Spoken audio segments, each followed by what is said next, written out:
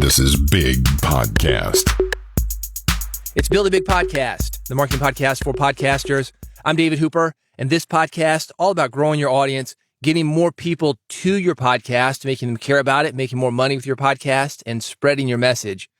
This is the audio edition of my weekly newsletter that is called Big Podcast Insider. It comes out every Friday morning, New York time. You can follow along and subscribe at newsletter.bigpodcast.com. In this issue, one sentence equals big impact. How to create content on LinkedIn that actually gets engagement. Ira Glass on good taste and how we get better. Free icons and stock photos for everything. How to prepare for an audio interview. Garbage in, garbage out. Also some classified ads for you, things that will help you to build a bigger, better podcast. This episode brought to you by Riverside.fm, the leading platform to record studio quality remote podcasts and videos. 70,000 people and companies use it. I like it because it enables you to go anywhere with your podcast. Unbelievably high recording quality as if you're in the same room because Riverside records locally. In the industry, we call it a double ender. You might have heard it called a tape sync. People pay a lot of money for this. It's included with Riverside. Very intuitive, very easy to use. Your guests don't need to install anything. It works from a Chrome browser. They click a web link and are instantly connected to you via the Riverside online studio.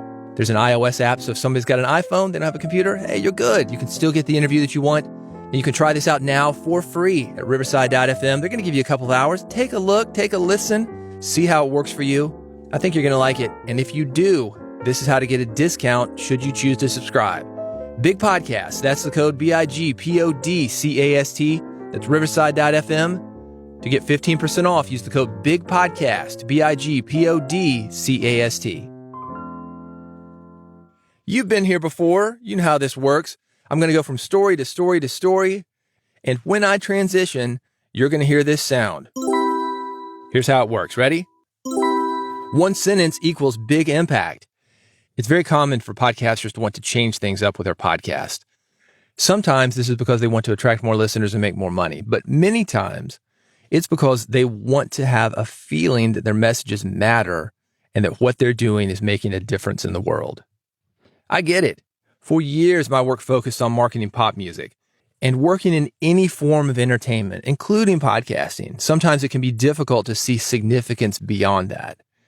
But the truth is, even musicians, even shallow pop musicians, they can use their platform to do very good things. And I saw that all the time. We lost Bob Barker last week, and he certainly did this. When you think about Bob Barker, his main job was hosting game shows. That's what we knew him for. But the sign-off message, the Price is Right sign-off message, what did he say? Help control the pet population, have your pets spayed or neutered. It was subtle, but it changed the culture. And if you're interested in hearing more about this, I did an entire episode about it. Here's how to get it. bigpodcast.com/subscribe. I make it very easy for you to get this podcast on iPhone, Android, however you get your podcast. If you go there, bigpodcast.com/subscribe, you will see the previous episode where I talked all about Bob Barker, not just Bob Barker. Casey Kasem is another guy that I talked about. And I told the story that I ran into with, this sponsor isn't really in alignment with what I want to project. So how did I work that out? I'll tell you, because it worked out even better than the original idea. And that's my point. You find yourself in situations where maybe what you're doing is no longer in alignment with what you want to do, or maybe you just feel like you want to make a difference, that you can make more impact than you are. I know for me, as a book author, radio host, podcaster, if you had told me 30 years ago that 30,000 people would listen to me every week, I would be like, 30,000 people? I can't imagine that. I would have thought in terms of arenas. I just went to an arena and it's 10,000 people. That's 3 arenas all listening to me. I would have been blown away. And now I'm like, I'd like to reach more people. I like to have more impact with those people because we develop a tolerance for what we're doing with our podcast. So let's not take it for granted, but let's continue to try to move forward. Try to be ambitious, but content at the same time. Diving a little bit deeper into this, the influence that you exert through your podcast can go way beyond the topic that you discussed. And using Bob Barker as an example, nobody watched The Price is Right to think about animal population control. They watched it for entertainment, just like they may be listening to your podcast. But that short message, one sentence at the end of every episode, Bob Barker signing off, reminding you to control the pet population, have your pets spayed and neutered. That's all it was. It has had a ton of impact on how we treat cats and dogs today. If you talk to somebody older, I'm talking about somebody older than me, somebody, let's say 70s or 80s, did you get your pets fixed? No, it's not natural, whatever. That was the culture that we lived in. Related to that, it wasn't common to see dogs chained up outside. You would not see that today. That's not to say you still don't see that some places, because culture changes slowly. But in this instance, like a lot of things, we can look and see that change by going to younger people. Younger people, I'm talking maybe 20s and 30s, people who would be old enough to have a cat or a dog. Have you had your pet fixed? Oh yeah, of course. They came fixed because I adopted my dog from a rescue. I adopted my cat from a rescue. That's another thing that's changing. That did not happen. When I was a kid, you go to the mall, past Pets. That was the store. I had gerbils as a kid. These gerbils had babies. I sold them to the pet store. Nobody thought a thing of it. These days, oh my gosh, what are you doing? Adopt, don't shop. Culture changes slowly. And culture changes with small messages like the one at the end of The Price is Right. That message was so popular with The Price is Right. The new guy, Drew Carey, he says it. Guest hosts say it. You can do something similar. One sentence can have a massive impact. As podcast hosts, we often do not realize how powerful our platform and voices are.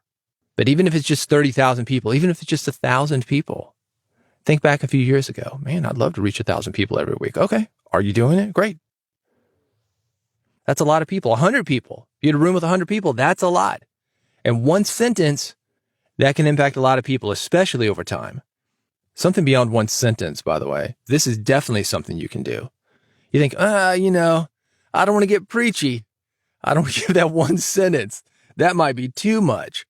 Well, do this. Make choices that reflect your values. It could be the guests that you bring onto your show. It could be the conversations, the topics that you talk about. We can align our podcast with our philosophies and make a positive impact on our audiences that way. This happens to me all the time. I'm going to assume that it happens to you, but I get pitched for so many guests. They're out of alignment with what I want to talk about, with what I believe, with what I feel is important for you to know. They don't care. They're going to talk to anybody and everybody, but I care because I care about you and you care about your audience. So consider that when you're making any choice about your podcast, make those choices that reflect your values. Somewhat related to this, and this is how cultures change, sometimes you got to sneak up on your audience. Sometimes the most impactful messages are the ones that subtly reach and surprise an audience. And doing that, it's an opportunity for us as podcast hosts to share important messages that go way beyond the main topics of our shows. Mr. Rogers' Neighborhood. You might have grown up with Mr. Rogers. There's a famous scene of him washing a black man's feet. Washing your feet, biblically, it's a very subservient thing that you would do for somebody. And racial tension in the United States, I don't need to go too deep into this topic, but there'll be some people say, no, I'm not going to do that. Even if you think about how we refer to black people, Uncle Ben Rice, they called him Uncle because they didn't want to call him Mr. That would be too much respect for this man. Mr. Rogers, he knew this. There's a lot of racial tension. I'm going to wash a black man's feet. As a kid, we're not thinking anything of it because we don't have these indoctrinated rules into us yet. Something like that can set the tone for the next generation. You're not going to reach all your audience and all your listeners with the message that you are trying to spread, but you are going to reach some of them, many of them younger. And because those guys have a long life in front of them, those messages are going to multiply. That feels good. Oh, there's Officer Clemens. Hi, Officer Clemens. Come in. Mr. Rogers, how are you? Fine. Won't you sit down? Oh, sure. Just for a moment. It's so warm. I was just putting some water on my feet. Oh, it sure is. Would you like to join me? It looks awfully enjoyable, but I don't have a towel or anything. Oh, you share mine. Okay. Sure. Around the country, they didn't want black people to come and swim in their swimming pools. And Fred said, that is absolutely ridiculous. Today, trouble under a noon sun. Negroes and white rabbis marched to a segregated hotel with these results. Manager James Brock told them to get off his private property, tossed cleaning chemicals inside the pool in an effort to get the Negroes to leave. My being on the program was a statement for Fred. Cool water on a hot day. You want to see another way that I'm doing this? I don't talk about this, but if you want to go to the Big Podcast Instagram, it's Big Podcast 1. That's the username. You're going to see some images on there. You might not think anything of it, but they are chosen very specifically. The people that I portray in there, the couples, I don't mention it. I just do it because I don't think it's a big deal. I think this is how it should be. That's the world that I work in. I work in the world that I think should exist and can exist if we make these decisions. I used to not do that. I used to work for the way the world was. And that was reflected in my book. A lot of times even just using pronouns. For example, with the podcasting book originally, Big Podcast, I was more or less talking to the men because when I started that book, men were the guys who were dominating podcasting. We are the guys who had access to the stuff. We're on the internet more. We just happened to be there.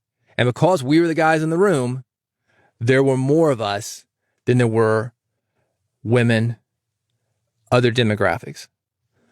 By the time I finished that book, it took me a minute.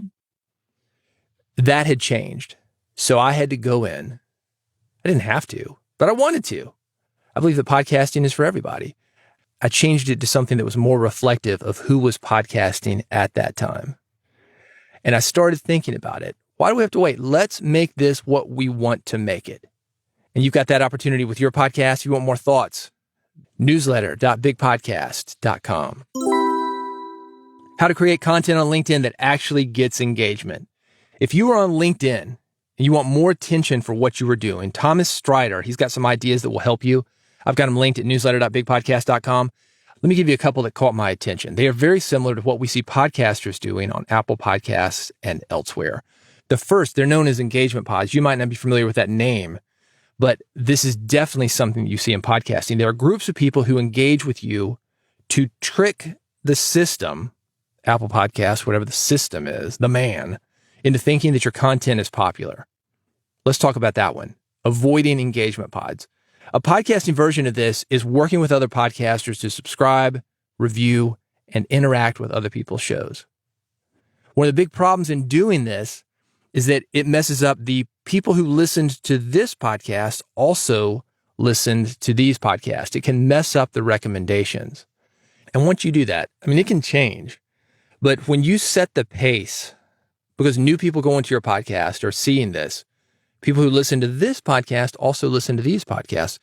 They are automatically clicking those other podcasts, and they're more likely to listen to those other podcasts. And those other podcasts may not be related to you at all, which means you may be recommended on their podcast pages, but you're not getting recommended on the pages of podcasts that are similar to you. It's general momentum. We see this on charts all the time. If you hit number one, especially during the holidays, when things aren't really being promoted, you are likely going to stay number one. There's momentum and inertia that you have to get by in order to change something. And it is much easier to start it fresh from the beginning without any of this junk that you've got to clear out than to go in and change something that's already messed up. So consider that. Avoiding engagement pods. Go directly to the people who are really going to benefit from your podcast, not just other podcasters because you want to game the system. Number 2, he says, focus on a single core idea. This is similar to what I just said, being all over the place with those recommendations. When you are all over the place with random content and it has no focus, or the focus is not obvious for listeners, they're not going to pay attention to you. People want to hire specialists, not somebody who was focused on something completely different just a few days ago. Would you buy a hamburger at Taco Bell? No. Focus on what you do. And like Taco Bell, because the same thing that they're doing, that's exactly what you want to do. They've got these ingredients, right? Beef, beans, cheese, lettuce, tomato, tortillas, and they mix them up in various combinations and in varying amounts, and they call it something different. A gordita, a tostada, a burrito, a taco. It's the same thing. I'm vegetarian, so I don't want any meat. Rarely go for cheese. Don't really like lettuce. Don't like tomato. It's a unique combination. Somebody tells me, get on the app. You're going to love this thing. You can customize your order. And what I realized, because it was right there in front of me, because whether I'm getting the gordita, the tostada, the nachos, it's the same thing. It's the same thing. All of mine, beans, rice, potatoes, maybe some Flamin' Hot Cheetos. Not a whole lot of difference there, but it seems like it's different. It's called something different. Your podcast is the same way. You want more information about this, more thoughts, links to the other things on this list? Newsletter.bigpodcast.com. Ira Glass on good taste and how we get better. This is a 2-minute message. I think you're going to connect with it. The most important possible thing you can do is do a lot of work. That is advice from Ira Glass. Jump in and do the reps. And look for opportunities where you can do more reps. Almost every city has a community radio station. I've got one linked if you want to see an example of it. We've got 2 or 3 of them here in Nashville. These are great. And you can get on the air. They're not going to pay you, but you're getting great experience. You can build an audience. You can be on broadcast radio. It is very, very easy to get your own show. KCRW Radio Race, that's a great opportunity for you regardless of where you live. It's a Santa Monica-based station, NPR affiliate. And they've got a 24-hour film festival, I'm going to put that in quotes, for podcasters, for radio production. They give everybody a topic 10 a.m. Saturday. You have until 10 a.m. Sunday to finish a 4-minute piece. You upload it, you are done. You get something added to your reel. That is another rep for you. It is so nice to have that limitation in both time and topic. It's a lot of fun. I would suggest that you do it. It's coming up very soon, the next couple of months. I've got it linked at newsletter.bigpodcast.com. I've also got the Ira Glass clip for you. But rather than make you go there, let's just play it right now. Nobody tells people who are beginners, and I really wish somebody had told this to me, is that all of us who do creative work, like, we get into it, and we get into it because we have good taste. But it's like there's a gap, that for the first couple of years that you're making stuff, what you're making isn't so good. It's not that great. It's trying to be good. It has ambition to be good, but it's not quite that good. But your taste, the thing that got you into the game, your taste is still killer. And your taste is good enough that you can tell that what you're making is kind of a disappointment to you. You know what I mean? A lot of people never get past that phase. A lot of people at that point, they quit. And the thing I would just say to you with all my heart is that most everybody I know who does interesting creative work, they went through a phase of years where they had really good taste. They could tell what they were making wasn't as good as they wanted it to be. They knew it felt short. It didn't have this special thing that we wanted it to have. And the thing I would say to you is everybody goes through that. And for you to go through it, if you're going through it right now, if you're just getting out of that phase, you got to know it's totally normal. And the most important possible thing you could do is do a lot of work. Do a huge volume of work. Put yourself on a deadline so that every week or every month you know you're going to finish one story. Because it's only by actually going through a volume of work that you're actually going to catch up and close that gap. And the work you're making will be as good as your ambitions. In my case, I took longer to figure out how to do this than anybody I've ever met. It takes a while. It's going to take you a while. It's normal to take a while, and you just have to fight your way through that. Free icons and stock photos for everything. Lots of podcast and audio-related icons are at this link, newsletter.bigpodcast.com. If you need a font, I got 1,562 open-source fonts linked as well. If you're overwhelmed, I've got a list of the 20 best ones. Design is important. I was just featured on an Instagram page for podcasters. I've got that linked as well, newsletter.bigpodcast.com. You know where these links are. I talk about the black and white cover art of this podcast, Build a Big Podcast, why I did that. These icons, they work great for black and white art. I've got more info on why and everything linked at newsletter.bigpodcast.com. How to prepare for an audio interview. I've got a checklist for you, and it will increase your likelihood of interview success. Here's the big takeaway. I'm talking to you. You are in charge. Do what you need to do to get the interview and recording that you want. Even pros don't know some of this stuff. For example, a production company reached out to me. This was a couple of years ago. They wanted me to produce a podcast on food. I said, okay, great. It was with Nashville musicians, celebrity musicians, and they wanted to go deep into the history of these musicians, talk about food. Did you grow up around food? Let's talk about your grandmother's cooking, that kind of thing. I said, great. All right, what's the budget? Got the info? Do you want to do it on Music Row? 100 studios that I can book right now. I've got radio studios. You let me know. We'll bring them in. We'll gang run this thing, get you exactly what you need, keep this thing under budget. It's going to be great. And they said, no, we don't want that. We want you to record it at the kitchen table. We're going to have you go out to these celebrities' houses, sit at their kitchen table, put a microphone in front of them. We're going to get the interviews that way. And I said, no, that's why they lost me. For one, audio podcast and radio are theater of the mind. It makes sense for a musician who is in the recording studio all the time, recording music, everything that we've heard from them, to be in a recording studio to record a podcast. It does not make sense for an audio-only podcast to record in a kitchen because it doesn't matter. They're not going to know. That actually takes away. A kitchen is the worst place to record a podcast. There's too much glass, so everything echoes. The motor from the refrigerator often comes through on recordings.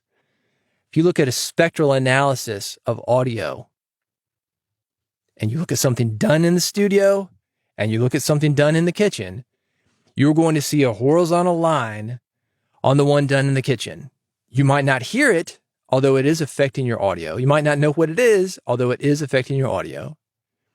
That is the motor from the refrigerator. It is the worst place to record. I've got a lot of advice like this. It's at newsletter.bigpodcast.com. There are a lot of things like this on the list. This is from NPR about good recording locations. That's number one. Refrigerators are bad news, too noisy. And kitchens tend to be echoey. Usually the family room is best for a recording. Carpeting, cushy furniture, and curtains help absorb sound. We do remote interviews for my radio show, Music Business Radio. And one of the things that we will do is have somebody take a laptop into a walk-in closet. Well, it's full of clothes. Yeah, full of clothes is exactly what I want. Clothes absorb sound. Clothes diffuse sound.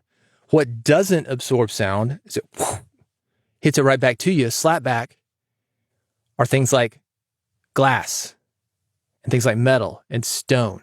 Carpeting, cushy furniture, and curtains. 3 C's. Remember those? That's the first thing on the list. They give you advice to become annoying politely. If you're in a remote situation, ask to turn off televisions, radios, and cell phones. Keep an ear out for noisy computers.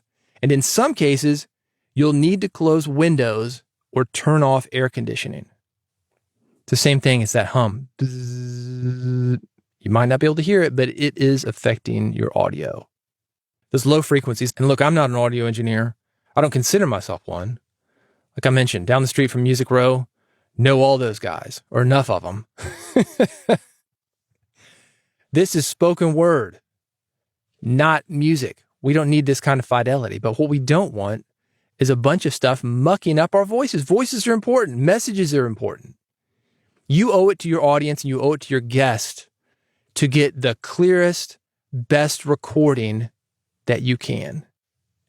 It's potentially archival audio.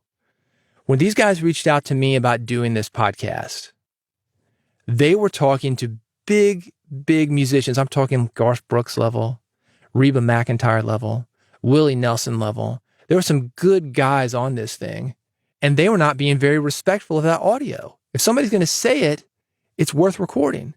And if it's worth recording, it is worth doing right. The time is going to pass anyway. So if you can remove somebody from the kitchen and be in a place where, hey, I need to turn this television down. I need to close this window. Get a little bit closer to the mic. Again, be polite about it. But do what you need to do to get the recording. And you can tell them that. I want you to sound as good as possible on this tape. You are not going to like how you sound if it's echoey, or if it's reverberating, or if there's a dog barking in the background. People aren't going to pay attention to you. You've got an important message, and I want people to pay attention to you. You can use that line. Number 3, they say rearrange furniture. If turning everything off didn't get you kicked out, because you got to be skillful at this. Now it's time to redecorate. It's important to sit close to your interviewee, usually directly across or catty corner. I want to be so close to someone that I can rest my elbow on my knee or the arm of the chair and still have the mic close enough to have an intimate recording. Often this requires moving furniture. I can't tell you how many coffee tables and chairs I've moved.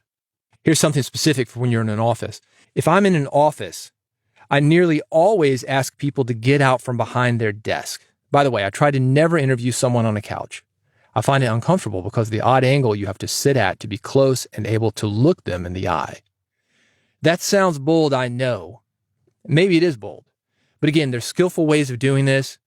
And the best thing that I have found is to say, you're not going to like how you sound if we do it this way. Can we do it this way? The recording is going to be so much better. More people are going to pay attention to you and listen to your important message. Consider that. I've got more great advice from NPR at newsletter.bigpodcast.com. Garbage in, garbage out. We kind of just talked about that. If you don't get a good recording going in, you're not going to have good output coming out. But this idiom, let's go a little bit deeper into that. This is the podcast humor section of the newsletter. You know, I've got humorous things that podcasters can all relate to. You're going to relate to this. Always, in every issue of Big Podcast Insider, it's at newsletter.bigpodcast.com if you want to see the joke. If a remote guest uses a built-in laptop mic, for example, you're going to get a recording that sounds like somebody using a built-in laptop. And that doesn't sound very good, by the way. Are you producing a podcast you want people to pay attention to? Or are you having an informal Zoom session with the PTA at your kid's school? Even that, you're going to find better results when you use a mic. People are going to pay more attention to you. I cannot tell you how many Zoom meetings I've gotten on for various things. People say, oh my gosh, you sound like you're on the radio. I'm using a $60 mic for Zoom. $60. Everybody else sounds like they're in a cave though. So $60 will get you where you want to go. It doesn't cost a lot of money to get a good sound, even on Zoom. So what happens when somebody connects to your session through Riverside, through Zoom, through Squadcast, however you're connecting, and they don't have the mic? I almost always cancel right then. Let's reschedule.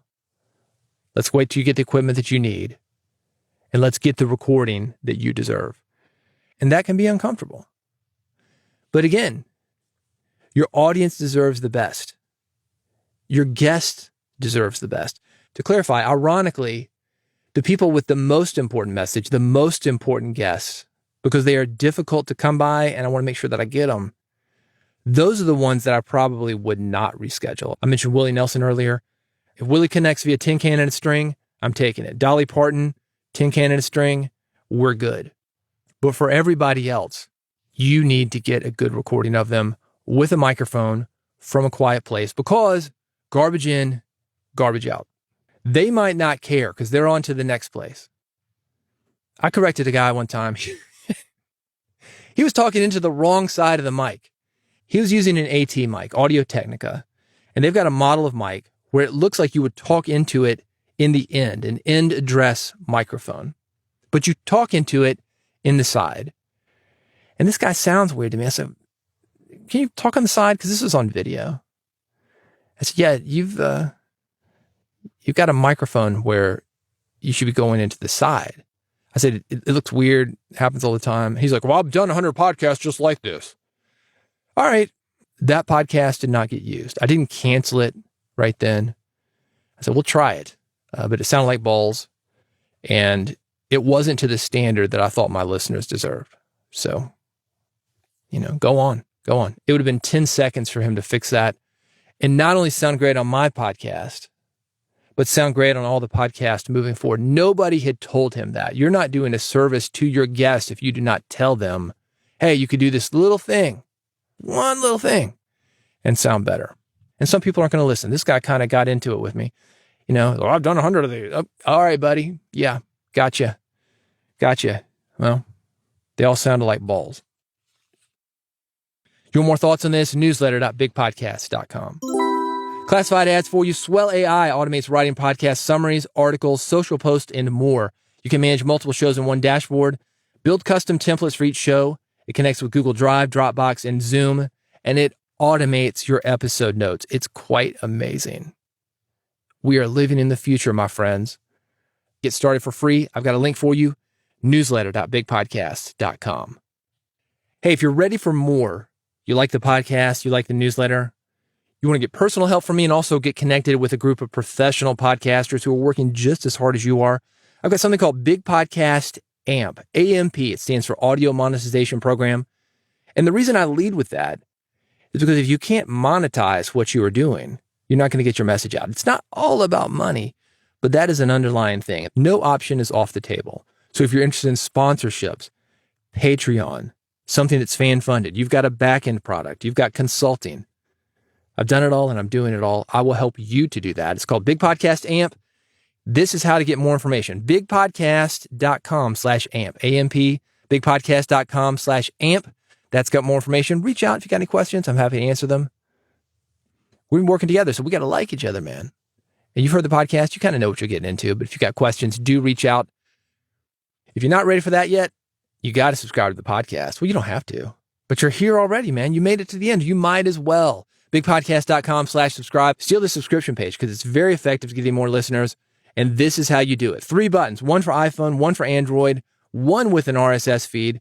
And I've got a bonus QR code that you can scan. Any one of these options will instantly deliver the latest episode of Build a Big Podcast to you. It is free. There's never any obligation, and you can unsubscribe at any time. Bigpodcast.com/subscribe. That is how you do it. Thank you for listening. More episodes on the way. So before you forget, bigpodcast.com/subscribe. Go there now, subscribe, and I'll see you on the next one.